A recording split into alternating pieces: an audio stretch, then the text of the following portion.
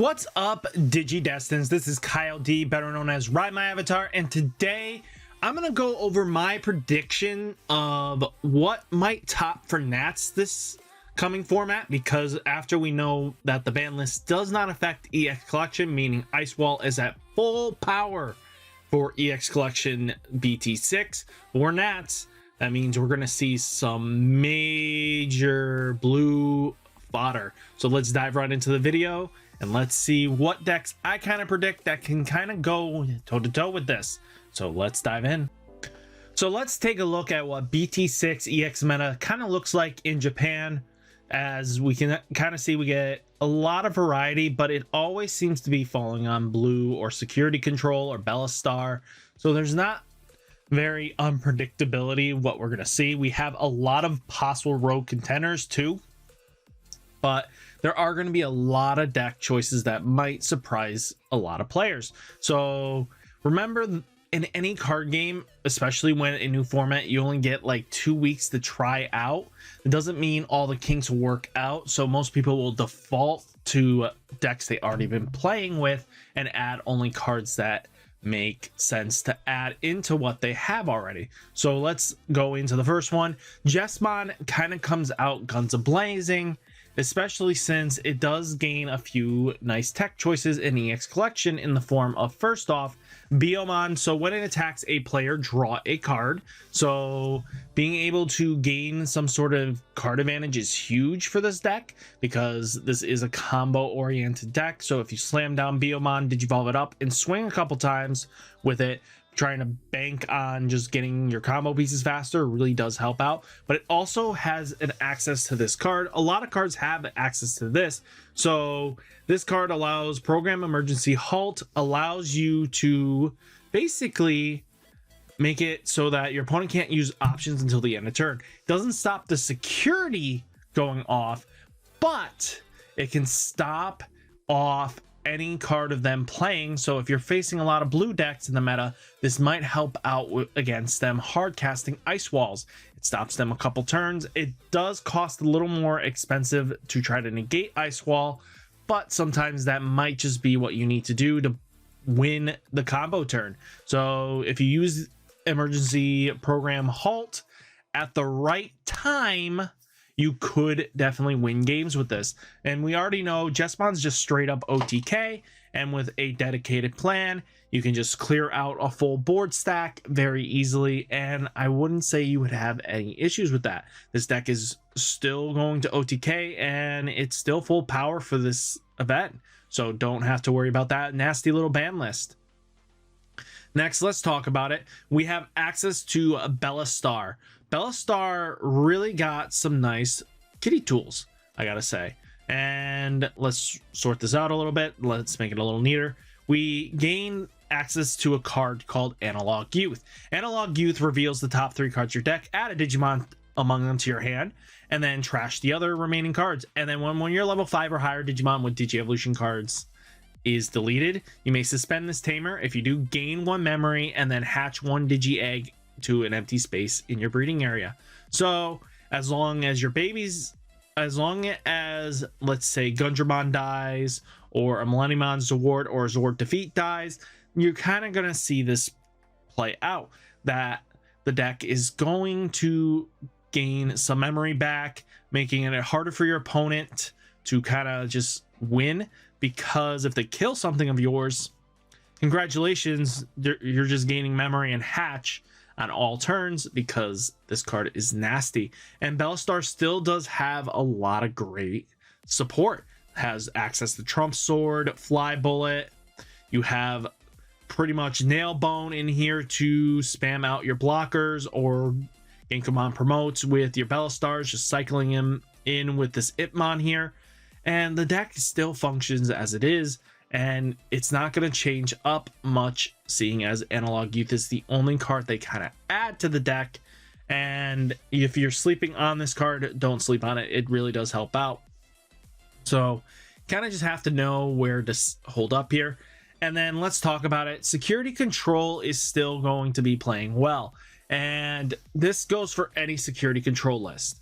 This is the D Brigade security control list, and then you have the real true security control that this is going to take forever for you to beat unless they face every deck known to ban that is named Jesmon with a dedicated plan, or every deck that just plays dedicated plan.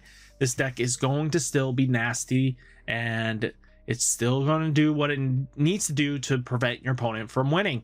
So just take that into consideration, that security control is going to be going off this whole event. Most players will have this deck. It's gate kept by its two highest secrets, but outside of that, the deck is pretty relatively cheap. Its only expensive cards is Zord Defeat and Bellastars. And with the access to Piedmon, which is really nasty this time around. So on play, delete 4 of your opponent's unsuspended level 4 or less Digimon.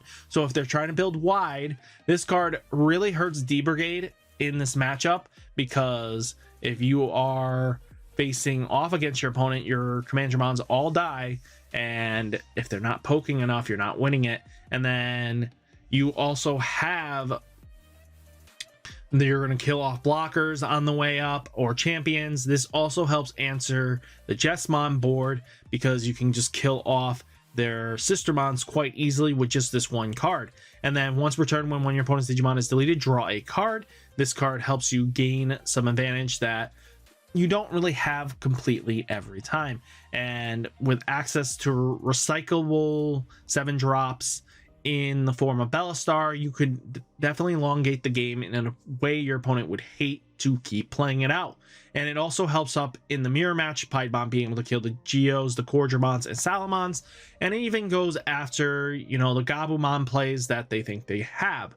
So definitely take that in consideration, that security control is going to come in hard.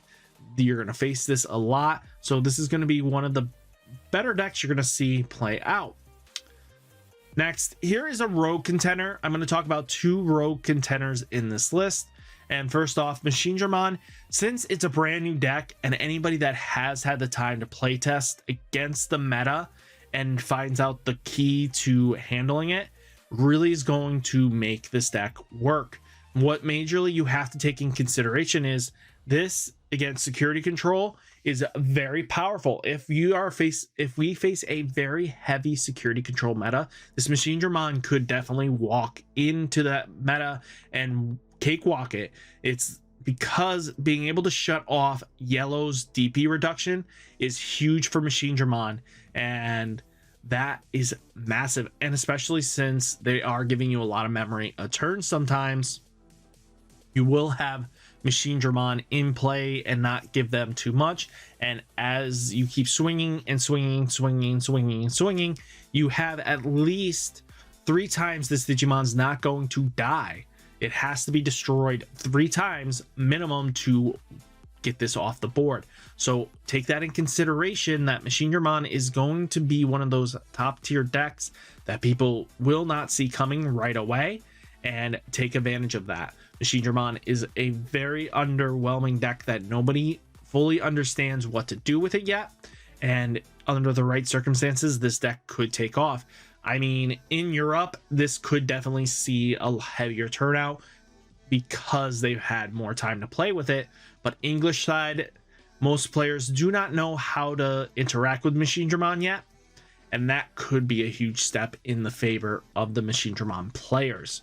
So definitely don't sleep on this deck. This deck could surprisingly take it all home.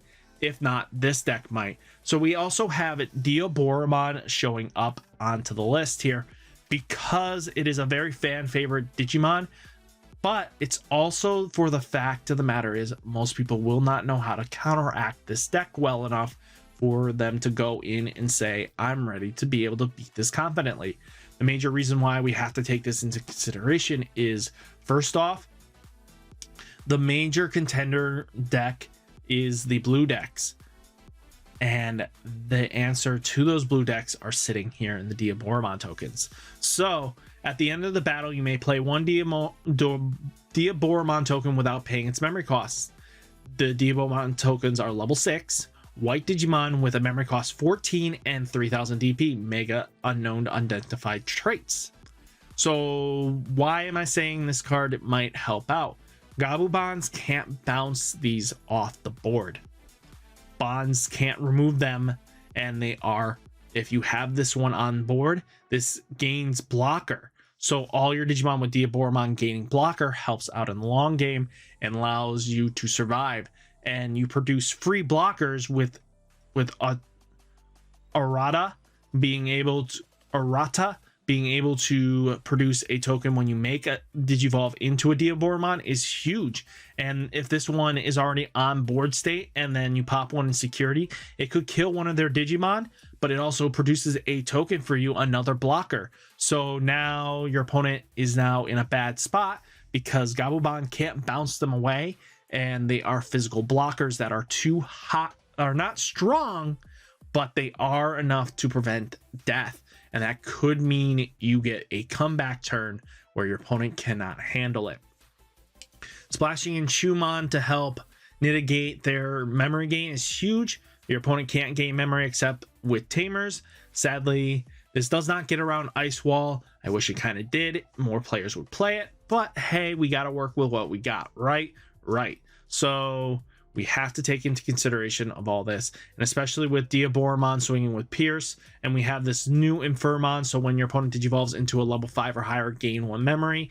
This could mean if they go into Jessmon Bonds plays, this could mean if you have a couple of these out, instantly gain a couple memories, but also it's inheritable. All your Digimon with the same name as this Digimon, which will be Diaboromon, gain 2000 DP. 2 of these out means that your Diaboromons are now 7000 DP, and with at least Diaboromons under them, that means your blockers are 7000 DP. That means they are killing off majority of threats. So definitely don't sleep on this. It also gets around any of the bigger problems because if you think about it, the highest play cost is 14.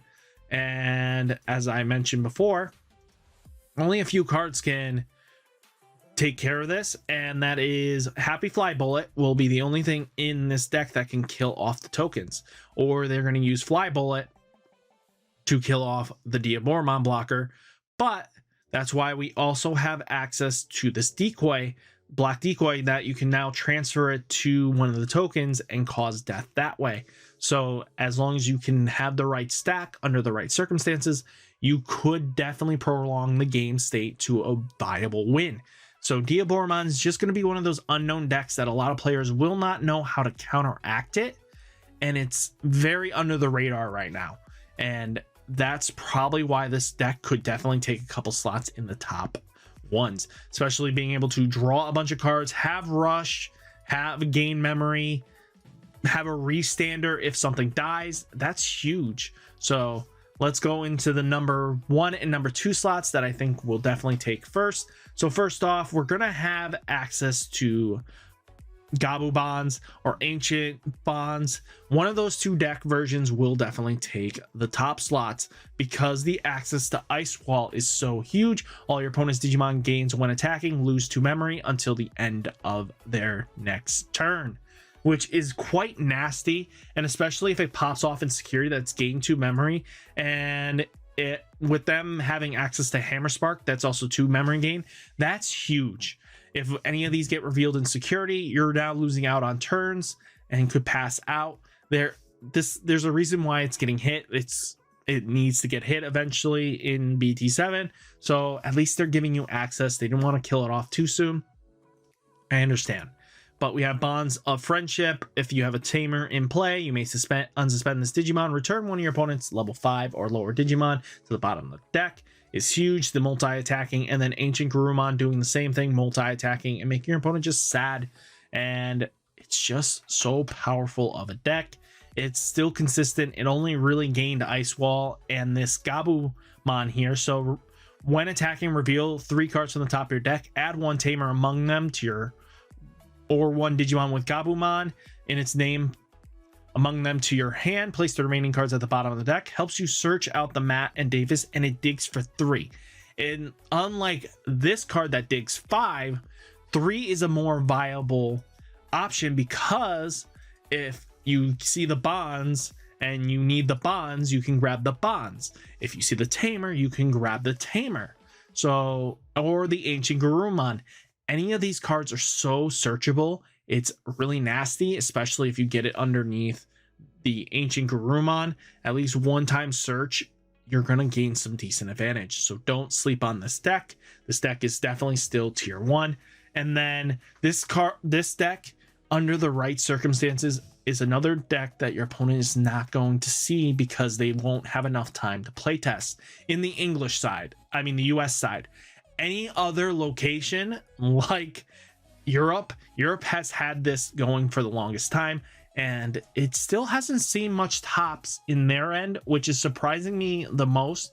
But this deck with 4 Ice Walls, all your opponent's Digimon is losing that 2 memory, but also has this really massive great Digimon. So when Digivolving, if you have a Digimon with free in its traits and this Digi-Evolution cards, unsuspend this Digimon and suspend one of your opponent's Digimon for each color in the Digi-Evolution sources. The Digimon gets plus 1000 DP.